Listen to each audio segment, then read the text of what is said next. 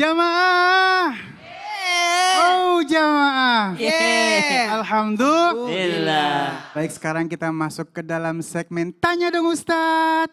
Kami semua tanya dong Ustadz. Baik, sekarang kita kasih kesempatan buat jamaah yang ada di studio kembali untuk bertanya. Siapa yang mau nanya? Yang paling godek, oh yang ini nih yang paling godek, silakan.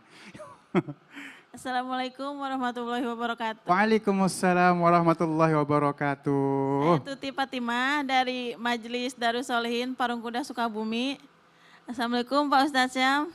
Waalaikumsalam Ibu Fatimah. Saya mau tanya, Siap. apakah ada doa dalam hadis dan Al-Quran yang bisa meluluhkan hati suami biar agar rajin ibadah dan mencari rejeki biar bisa bareng-bareng ke surganya Allah. Rajin ibadah, rajin cari rezeki. Silakan guruku.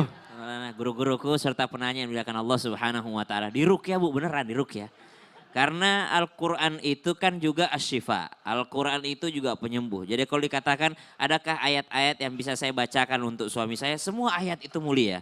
Tapi ada ayat-ayat pilihan yang memang dia menjadi ayat yang bisa kita ambil sebagai ayat ruqyah. Di antaranya adalah suratul Fatihah. Surah Al-Fatihah itu semuanya. Surah Al-Fatihah juga sebagai Al-Kafiyah pelengkap. Apapun hajatnya bisa dengan surah Al-Fatihah.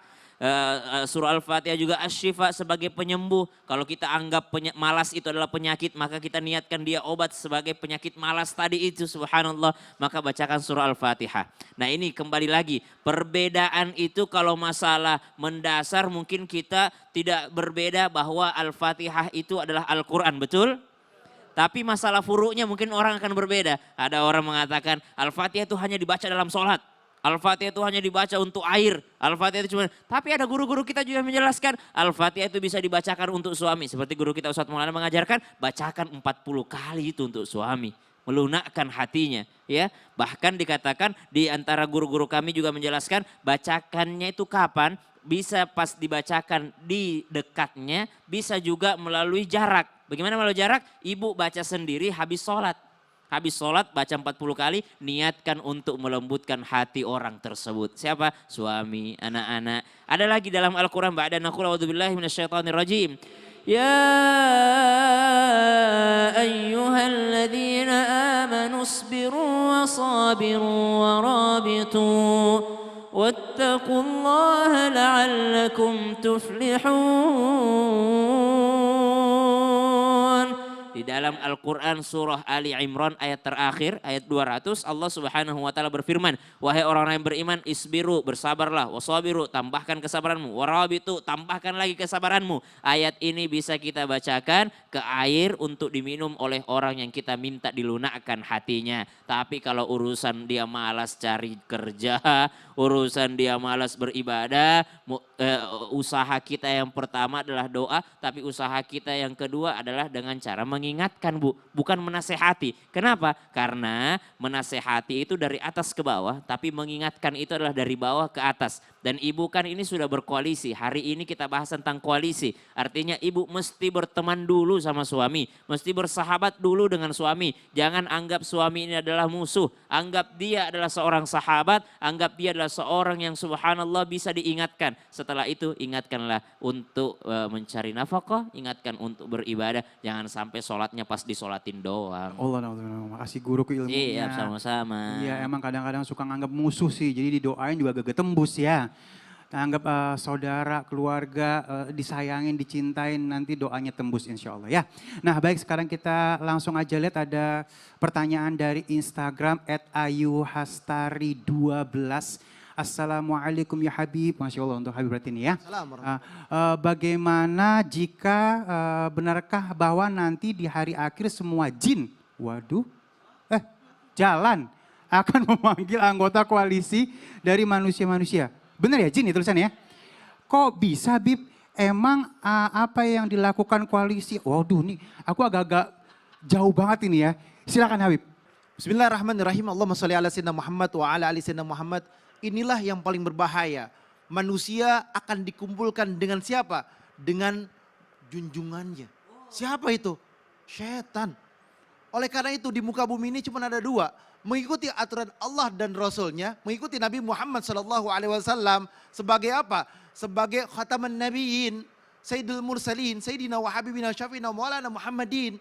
Mengikuti Rasulullah atau mengikuti iblis, jin, setan, dan juga dedemitnya gitu. Atau apanya? Dan juga sekongkolnya. Kalau kita ngikutin aturan Allah dan Rasulnya, kita nanti berada di dalam barisannya Rasulullah. Berada di belakangnya Rasulullah. Bahwasanya kita menjadi hamba Allah yang bertakwa. Kalau kita bersekongkol dengan jin, dia zina, dia judi, kan bahwasanya zina itu adalah perbuatan syaitan. Mendekati dirinya dengan syaitan, bersatu dengan syaitan. Khamar adalah kebiasaan syaitan. Inamal khamar wal maisir wal ansab rijsun min amali syaitan. Perbuatan syaitan. Perbuatan yang tidak baik, perbuatan yang jauh daripada naungan dan ridhonya Allah adalah perbuatan syaitan. Ketika dia melakukan perbuatan yang Allah tidak ridhoi, berarti dia akan bersama berkumpul dengan mereka siapa? Dengan syaitan, dengan iblis, dengan jin. Berkumpullah mereka jadi satu dengan apa? Dijelaskan dalam Quran surat Al-An'am ayat 128-29 bahwasanya dia berkumpul dengan kebiasaan yang dia lakukannya dan mengikuti daripada apa yang dia turutkan atau apa yang dia lakukan.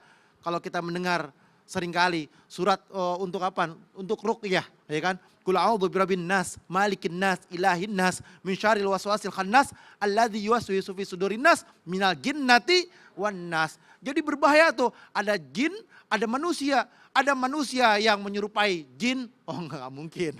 Ada jin yang menyerupai manusia, manusia yang mempunyai sifat setan kayak jin. Akhirnya apa? Hasut, syirik, dengki, mengajak temannya, ayo udah gak apa-apa, minum dikit doang. Nggak udah, dosanya juga dikit, kan minumnya dikit. Lama-lama apa? Lama-lama dia minumnya banyak. Karena apa? Karena remnya nggak kuat. Kalau kita pakai rem trombol nih, ya kan, remnya trombol, set, tabrak. Kalau remnya cakrem, imannya kuat, ngik, belok kanan dia, nggak nabrak, ya kan? Jadi tergantung keimanan ketakuannya kepada Allah Subhanahu Wa Taala. Tuh sering nabrak tuh. Ya baik, alhamdulillahirobbilalamin, kita sudah sampai di penghujung acara pada kesempatan kali ini. Mohon kesimpulannya guruku. Baik, bismillahirrahmanirrahim, berkoalisi menuju ke sorga. Ketika kita berkata berkoalisi, bersama berkumpul untuk menuju ke dalam sorga. Ketahuilah sorga itu ada 3 isinya. Parauhu, warahanu, wajannatu naim. Rezeki, tentram, dan kenikmatan. Untuk meraih ini ada harus yang kita lakukan. Berkoalisilah dalam kebaikan. Berkoalisilah dalam ibadah. Berkoalisilah dalam beramal-amal yang baik. Sehingga kelak akan masuk ke dalam surga. Koalisinya suami dan istri harus seagama. Tidak mungkin bisa bersama dalam surga kalau tidak seagama.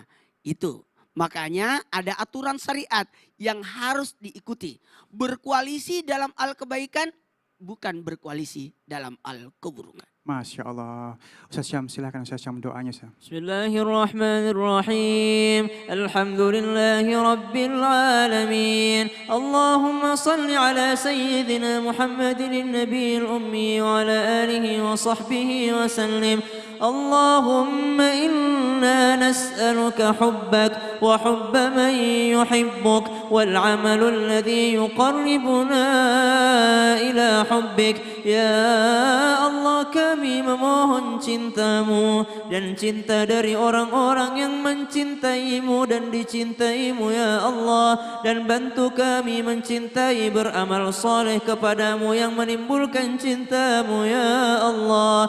Bantu kami berkumpul dengan orang-orang soleh baik di dunia dan juga nanti di Jannatul Firdaus. Wa sallallahu ala sayyidina Muhammad walhamdulillahi rabbil alamin. Alhamdulillahirabbil alamin. Terima kasih guru-guruku yang dimuliakan Allah Subhanahu wa taala, para jamaah yang hadir dan yang nonton di rumah. Insya Allah kita akan ketemu lagi di lain kesempatan. Jamaah. Oh jamaah. Alhamdulillah. Salatullah, salamullah ala taha rasulillah. Salatullah, salamullah ala yasin habibillah.